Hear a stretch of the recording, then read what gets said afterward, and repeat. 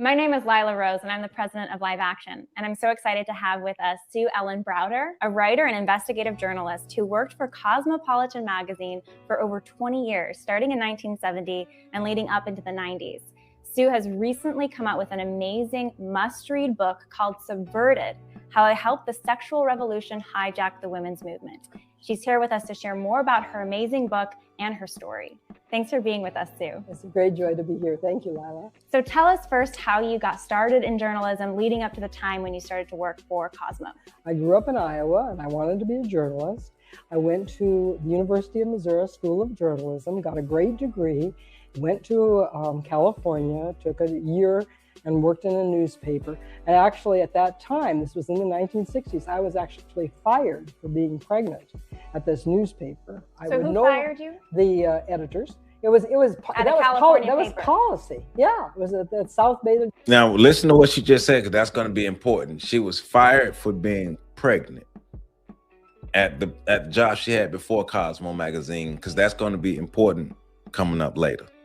Daily Breeze. And what year was that? That was in 1969. Wow. And I didn't know, I had no idea that you'd be fired for being pregnant, but they said you could only work 5 months and after that you'd have to quit with no promise of having a job when you'd come back. So I pretended that I was only 5 months pregnant when I was actually 8 months pregnant. Well done. And I'm very short and I was waddling around like an elephant and people were saying, oh my goodness, really? 5 months? But the editor outright came and said, you're fired for being pregnant. Yeah, well, yes. And I want to address that because it seems it could be indicative of real problems women were facing then and still many are facing today. What was the culture like in the 50s and the 60s for women? Well, people don't remember how bad it was for women. When women were going into the workforce, they were finding a lot of injustices that they didn't expect. That was. Now remember, we're black. Remember, black women's experience going into the workforce is very different from white women's experience going into the workforce, right? Because black women were already in the workforce as domestics. Black women. Okay, I'm gonna check it real in a minute, right now. I'm finna check it real quick. Black women were working in white women's houses. Black women were working in the fields. Black women were sharecroppers. Remember, black women came to America as enslaved persons. Black women were working in the houses. Black women were working in schools. Black women were different types of labor in that sense, right? So putting things into context, she is talking about the struggles of white women. And remember, that's one of the tricks too, when they're talking about especially pushing these ideas of feminism, because feminism is one of the tools that was used to help further divide black men and black women. The idea of mixing the experiences together that some of these women didn't experience. And then mixing the experiences of men that some of these men didn't experience, like the ideas of patriarchy and how men use patriarchy and other things. Black men have never had access to no patriarchal power in America. Black men have never been able to treat black women in mass the way white men treat white women. And if so, show me, please, show me. But remember, when these women are talking, they're talking about what happened to white women. But we have to use our mind and understand the broader picture. Also, when they start talking about the effects of feminism, remember, if it affected white women negatively, dang on well, it really, really, really crushed black women. But let's continue. Only one of them. The women were not paid what men were paid for doing the same jobs. Women were fired for being pregnant. A woman who was a flight attendant, if she got pregnant, or if she even got married or gained weight or turned 32, she was fired. So there were a lot of things. There was a lot of sexual harassment going on. That's still happening today. Unfortunately, yes. That's right. So there were a lot of things. Women in some states could not serve on a jury. A married woman could not get credit in her own name. So this was an entirely different, women couldn't go to college in some places. It was very hard for a woman. Very few women were doctors and lawyers. Women were shut out of the professions. So this was a time that women were very concerned about a lot of injustices, and they were all pulling together to try to correct those. So real quick, I got to show some love. Thank you, Bowie. Thank you, Renee. Thank you for your support. I really appreciate you all. Thank you very much. Look at all this money, homie. I got all this money, homie. I appreciate you all. Now, I'm glad we're getting here. I'm glad we're getting here because we're talking about architects of these ideas of feminism that have negatively affected our community and our family structure. So let me back it up a bit, but I'm glad we're getting here. Betty Friedan, write this name down. Betty Friedan. Another name to write down is Helen Gurley Brown. These are two very important names when we're talking about social engineering. And this book, write the title of this book down. Check this out. We're talking about social engineering, constructing ideas.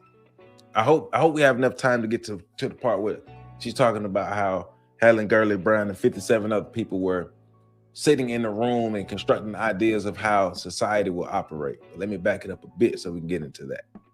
But I appreciate you all for your support. Thank you all. Hard for a woman. Very few women were doctors and lawyers. Women were shut out of the professions. So this was a time that women were very concerned about a lot of injustices, and they were all pulling together to try to correct those. Gurley was the editor of Cosmo magazine, and she's going to go heavy into Helen Gurley Brown. And when Betty Friedan wrote The Feminine Mystique in 1963, that was the relaunch of the women's movement in the 20th century. She was saying that women were at home, they were bored, they were housewives, they were educated, they wanted to get out and work in the work. Now, which women are she talking about? Listen to what she just said women were. Listen to how she described the conditions of women and tell me which group of women was she talking about. Betty Friedan wrote The Feminine Mystique in 1963. That was the relaunch of the women's movement in the 20th century.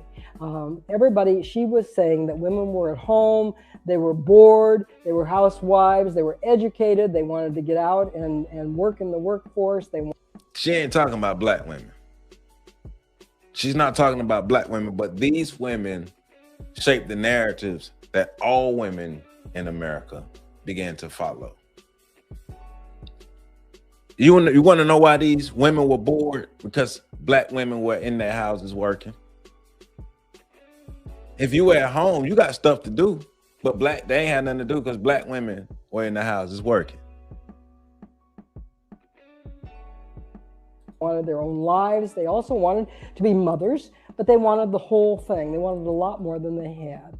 And so at that time, Betty wrote her Feminine Mystique book, and everybody went crazy. They said, yes, we agree with this. They all agreed with the women's movement. It was very unifying in those days. And what impact did Betty Friedan's Feminine Mystique have on you as a young woman in the workforce in the 60s? Well, I think the impact that it had was I felt I could do anything. By the time, that was 63 that she wrote that book. By the time I got out of college, it was 68. And 69, I thought I could set the world on fire. Does it sound familiar? Does that sound familiar? Doesn't it sound like the ideas of that they only attribute to the strong black women? Don't that sound like some of these ideologies that attribute to only the strong black women? But she's letting you know, this coming from this book, The Feminine Mystique from Betty Friedan. See, too many people be on social media talking about stuff that they don't know about. And then when I found out that I was going to get fired for being pregnant, I was like, what? What? Well, this women's movement was obviously for me. And what interested you about Cosmo? Why did you go for the job? Well, I was glamour struck. I was a small town girl from Iowa, and I was very glamour struck. But also, when I was at the University of Missouri, we had a class where we studied magazines and what were they doing in those magazines. How, if you were going to write for this magazine, what would you do? Magazine markets, it's called. So well, don't date the black women that don't wear their natural hair. I mean, we're not convincing people who don't want to operate in a specific way to operate. You got to remember, we're not here to convince black women who behave like that to be different, and we're not here to convince black men who behave debaucherous to be different. We're talking to black people. So we're not even arguing. Like I think the little boy who go around trying to get black women stop wearing wigs, I think he's stupid. He can get his money, but I think he's stupid.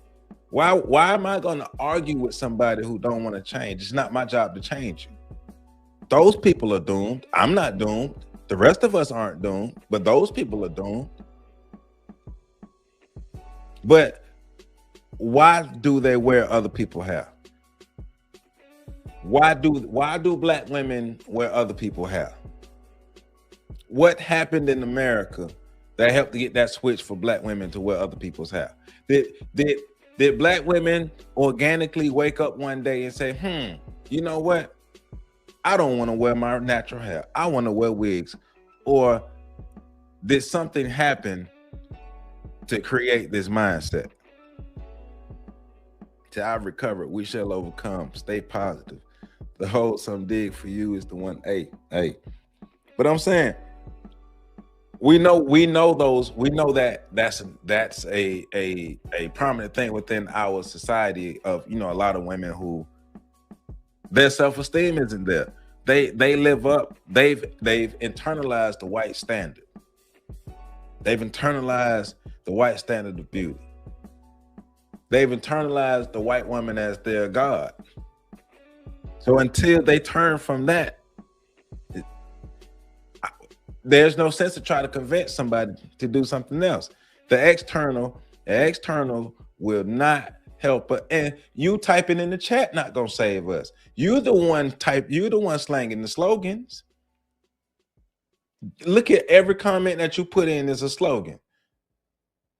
Everything you're talking to yourself. You're talking to yourself. What are you doing to help the next generation of young black men and young black women operate different? What are you doing to help the next generation operate different? Or are you just jumping from comment to comment and video to video saying things? Because if you're not doing anything in real life to help make the situation better, then you are helping to make it worse, because you are doing nothing but throwing more gas on the fire. Why would I waste my time trying to convince somebody who wears a wig 24/7 to not wear her wig when she gonna wear her wig after we get through arguing? What's the point? I'm gonna concentrate on the next generation to make sure that they have the self-esteem that they're supposed to have.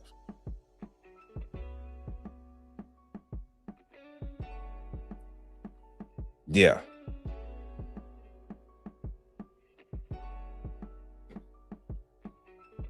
If you're gonna come with it, you better come with it. Renee says she's recovered. There you go. Let's keep going though. Chose Cosmopolitan. I was fascinated with these magazines. So then when I got to New York City, the reason I got the job at Cosmo, it was just advertised in the New York Times. I didn't know it was Cosmo. It was just a magazine that you were looking for an editorial assistant. And so I applied, it was Cosmo. And I was like, wow. And there were 18 people that applied for the job, and I got it. Now, Helen Gurley Brown, the editor of Cosmo, you had some interesting conversations with her, and you learned some interesting things you share in your book about how. And remember the cultural influence that Cosmo magazine had on women, period, in America. Remember that. Cosmo got across a certain philosophy or message to women at the time. Can you share more about that? Right. She taught that sex without the kids and hard work will set you free. That was that Girly Brown's philosophy. She was had been a copyright. Again now. She was philosophy. My bad. You had some interesting conversations with her, and you learned some interesting things you share in your book about how Cosmo got across a certain philosophy or message to women at the time. Can you share more about that? Right. She taught that sex without the kids and hard work will set you free. That was Helen. Sex without the kids and hard work will set you free. Doesn't that sound familiar? Even though kids are being made, but sex without the kids, and you can still operate whether you got kids or not, just do you. Just do you. And what is Abi Ade? You said you've done a lot, you've sacrificed a lot for Black people. Congratulations, my brother. Take a ticket and get in line. But them women still not gonna take off them wigs because you've done a lot, you sacrificed. So what? That's not gonna stop nobody. That's not gonna change nobody's hair. So if everybody in this chat done a lot for Black people, we've all sacrificed. Take a ticket and get in line. But we understand there's certain fights I'm not fighting. I'm a grown man. I'm not finna sit here and argue with no woman about what she wanna wear in her head. There's so many Black women who wear their natural hair. I'ma just go get me a Black woman who wear her natural hair. Why would I waste my time arguing with somebody about what they want to wear on their head when they're gonna wear what they want to wear on their head, regardless of what I think? There's so many Black women who wear their natural hair and look good. Find one. I don't care about you being a soldier. That's not gonna change nobody's hair. Congratulations, you're a soldier. Take a ticket and get in the soldier line. Congratulations. That Girly Brown's philosophy. She was had been a copywriter in California. She was one of the biggest advertising copywriters in the country. She was very good at what she did. And then she took Cosmopolitan, which had been a homemaker's magazine, and turned it into a sex rag, basically. And it was very, very popular in those days. Cosmo was the hottest women's magazine in the nation. And that was her philosophy. Hard work and sex without the kids will set you free. She didn't have children. She was married, but she didn't have children, nor did she want them. She said children were more of a nuisance than a blessing. And you could get married, but you should have abortions, or you should use the pill. And if the pill failed, you should have an abortion. Can you tell me? Sound familiar? Sounds familiar? Sounds familiar. Yeah, he don't know where he at, Miss NBC. He don't know where he at. He think he finna come over here and say some stuff. He don't know where he at. I'm ignorant, man. I don't care. And damn it, I've been up since 7:30 this morning.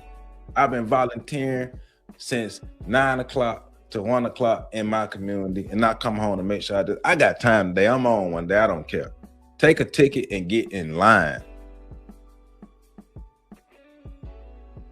Why are we continuing to use tactics to try to get our community in line that don't work? They're not working. Pointing your finger at somebody, talking at them ain't working. Preaching at people is not working, and we're gonna keep doing it. What's the definition of insanity? So we're gonna keep talking at them and pointing at them and preaching at them. Take your wigs off. They put the wigs on tighter. I never said you was the enemy, but think about what's being said. Think about what you said. You said, let me show you what you said.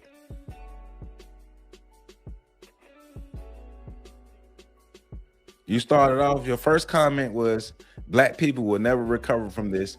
It's a wrap. Said, Black women wear the hair of people who hate them. We're doomed. This is you. This is your comment. you made this comment. Then I said, well, let's stay away from those women.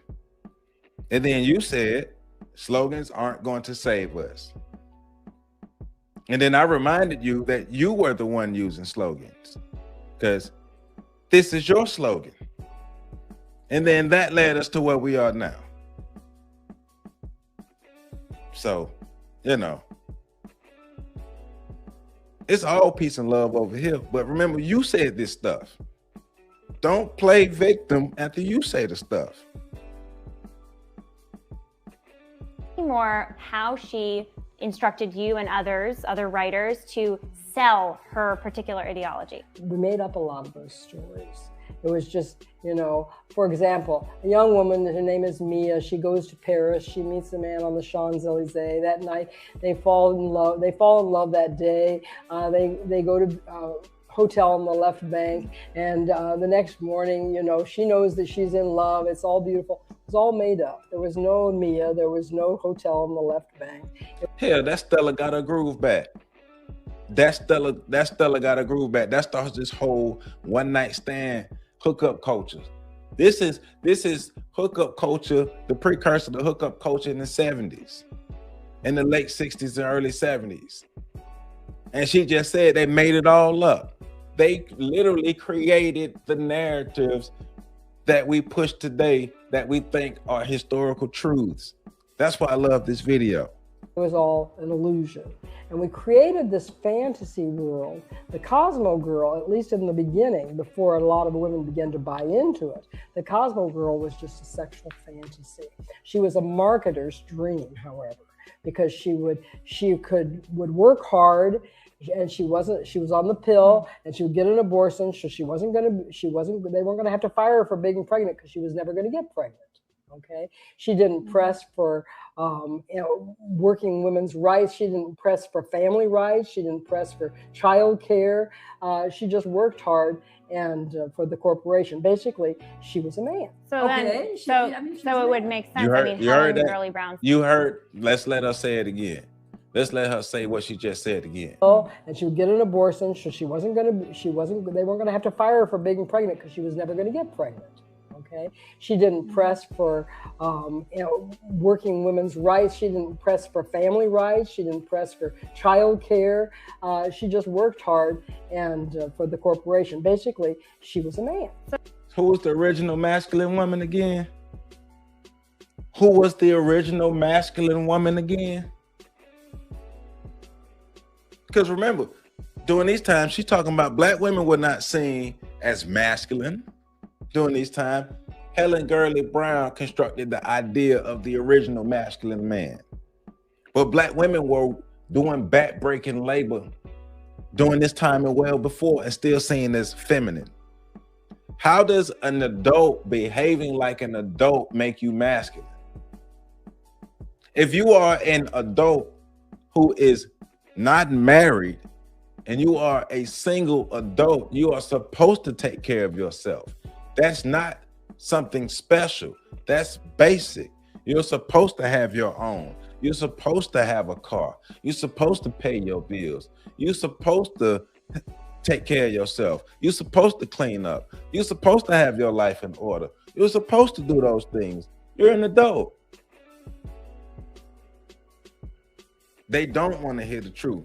But the narratives tell them that this is the glorious part.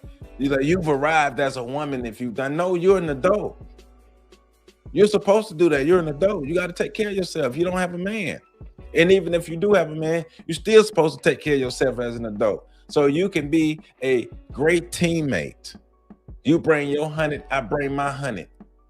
And we're great teammates. You're supposed to know how to pay bills. You're grown. How the hell? You remember when we were in school, they used to teach us how to write checks.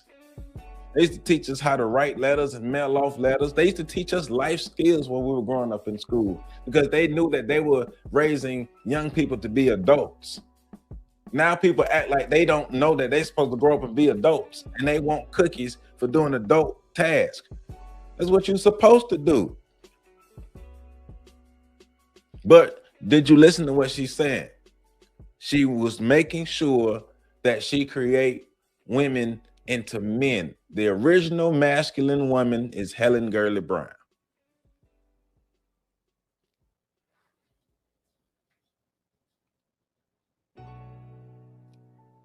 So Okay, then, so it would make sense. I mean, Helen Gurley Brown's sexual revolution. Then, what was abortion to them? How did abortion fit in with their plans? Well, first of all, Helen Gurley Brown, I don't know if she ever had an abortion. She did not get married until she was 37. She was married for 50 years to the same man. Sound familiar? But the reason abortion. She got married later in life, and then all those sound familiar. Fit into her plans of the way women should get ahead was because she was selling the life that corporate America wanted women to live. You know, so that they could have women working, but they wouldn't have to mess around with all that. So in that way, pregnant women and moms were an inconvenience to Helen Gurley Brown, just like they were to a lot of employers. I actually just looked up something, so let me correct myself. So in the 1960s, that's when the Moynihan report came out. Said a prominent narrative emerged. It says, in the 1960s, a prominent narrative emerged that characterized Black women as dominant, emasculating, and unfeminine. I'm gonna read that again. In the 1960s, a prominent narrative emerged. So I was right. These narratives didn't start till around the 60s. A prominent narrative emerged that characterized Black women as dominant, emasculating, and unfeminine. This was framed not especially as literal maleness, but as a matriarchal overstepping that supposedly usurped the Black men's rightful masculine and patriarchal role. Now, the problem is that has been taken and ran with, and that is what Black America is today.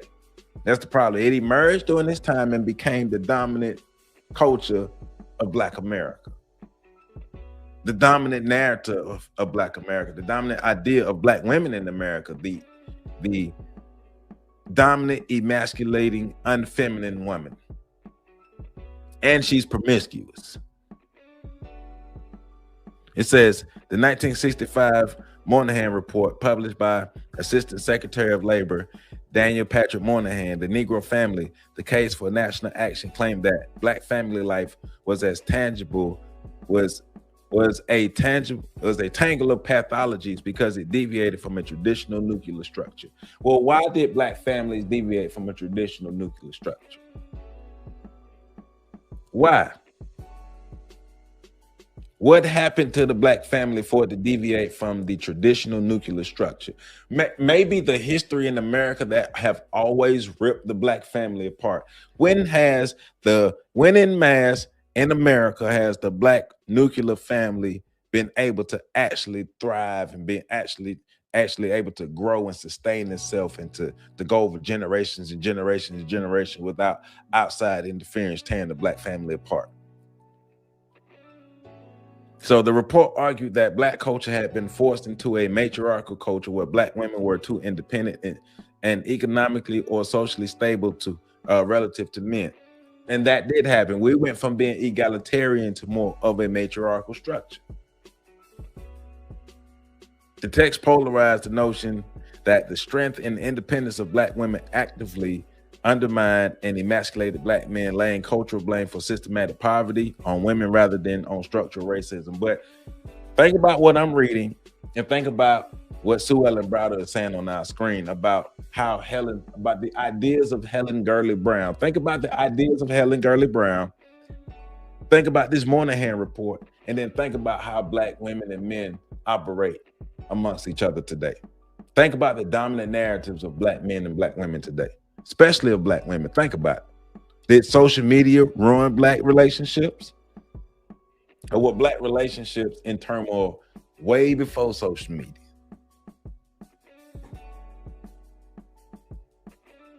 There was a secret that nobody knew, is that mothers were not actually in the magazine. You never saw a mother in the magazine. You never saw a child in the magazine. You know, propaganda is half-truth, selected truth, and truth out of context. It isn't just a bunch of lies. And one thing that people don't recognize about propaganda when they look at it is look for the things that aren't there. The things that are invisible. The mother and the child was invisible in the Cosmo girl philosophy. So Helen Gurley Brown, she has this magazine. Under white there's male no kids, patriarchy. there's no women, there's no pregnancy. It's about sex, it's about products, it's about this material. The woman and child were invisible under white male patriarchy. The black woman and black child was not invisible to the black man.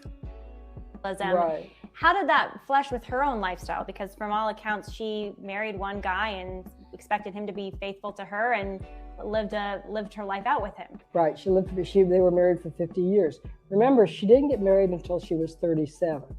And Helen said that this was the way she had lived in the beginning. This is how she got so far ahead. She urged young women to sleep their way to the top. Sleep with the boss if he's a married man. And she said it's good to sleep with a married man. Women sleeping with her married husband. So that was more other that people. Was different. That was different. That lifestyle. That's right. Are y'all listening? I hope y'all are listening. I hope y'all are listening to what she's saying. Not her and her family. Not her family, not her husband, especially not her husband. What did Betty Friedan think of Helen Gurley Brown and Cosmo? She thought Cosmo was quite obscene and quite horrible. Betty Friedan said that the women's movement was about a woman's personhood. And she said that Cosmo, which was turning women into a sex object, was denying women's full personhood.